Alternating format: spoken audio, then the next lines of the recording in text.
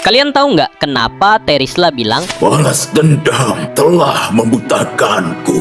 ucapan itu ternyata punya kisah tragis di baliknya. Dahulu Terisla adalah pemimpin pandai besi yang mengabdi pada Monian Empire, tapi ketulusannya dibalas pengkhianatan. Karena menolak menyerahkan teknik tempaannya untuk pelang, kerajaan membantai seluruh desanya dan memenjarakan Terisla. Selama 10 tahun tubuh dan jiwanya disiksa. Saat diambang kematian, Elis datang dan meracuni luka Terisla dengan kekuatan gelap, mengubah penderitaannya menjadi api dendam. Terisla sadar dia kini hanyalah boneka iblis, namun rasa perih pengkhianatan kerajaan jauh lebih besar. Sambil menyeret palu yang menjadi saksi kehancuran hidupnya, dia berkata, Kerajaan harus dihancurkan. Terisla bukan ingin menjadi jahat. Baginya, tahta yang dibangun di atas darah orang jujur tidak pantas untuk tetap berdiri. Kalian tahu nggak kenapa Hanabi bilang? Aku benci payung dan orang-orang yang menggunakannya. Ternyata ucapan itu adalah puncak dari rasa sakit hatinya. Dahulu, Hanabi adalah ninja terbaik Scarlet Shadow. Ia tumbuh dan berlatih bersama Hayabusa, teman masa kecil yang diam-diam ia cintai. Hanabi selalu menemani latihan keras Hayabusa dan mengobati luka-lukanya. Selama belasan tahun, Hanabi tidak mengatakan perasaannya karena menjadi pewaris klan tidak boleh menunjukkan kelemahan, termasuk cinta. Hanabi berharap suatu hari Hayabusa akan mengerti tanpa perlu ia berkata apa-apa. Namun di suatu malam, saat Hanabi hendak mengajak Hayabusa latihan bersama, Hanabi melihat pemandangan yang merobek hatinya. Hayabusa berjalan di bawah satu payung yang sama dengan Kagura. Mereka tertawa, saling melindungi dari rintik hujan. Sementara Hanabi berdiri sendirian, basah kuyup oleh hujan dan air matanya sendiri. Hanabi merasa hancur. Sambil menahan tangis, ia berkata, Tunjukkan aku sebuah payung dan lihat apa yang akan terjadi kepadamu.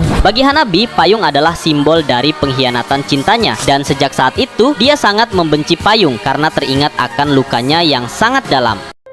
Kalian tahu nggak kenapa Arlott bilang? Dahulu kala ada tempat yang aku sebut rumah. Kalimat ini sebenarnya adalah tangisan seorang iblis yang kehilangan dunianya. Dahulu, Arlott adalah monster setengah iblis yang sekarat dan dibuang oleh bangsanya sendiri. Saat itulah dia ditemukan oleh Mila, seorang gadis buta yang tidak takut padanya. Mila membawa Arlott ke gubuk kecil, merawat lukanya, dan memberi Arlott kehangatan yang tak pernah dia dapatkan dari kaum iblis maupun manusia. Di gubuk itulah Arlott merasa dia punya rumah dan mulai bermimpi untuk hidup damai. Namun kedamaian itu hancur saat pasukan gereja cahaya datang. Mereka menyerang desa dan membantai Mila karena dianggap melindungi monster. Saat para prajurit itu membakar gubuk mereka sambil berteriak tentang kebenaran, di detik itulah hatinya mati. Sambil menggenggam tangan Mila yang mulai mendingin, dia berkata, Kemunafikan tidak mempan bagiku setelah semua yang pernah aku alami. Arlott sadar iblis yang asli bukan yang bertanduk,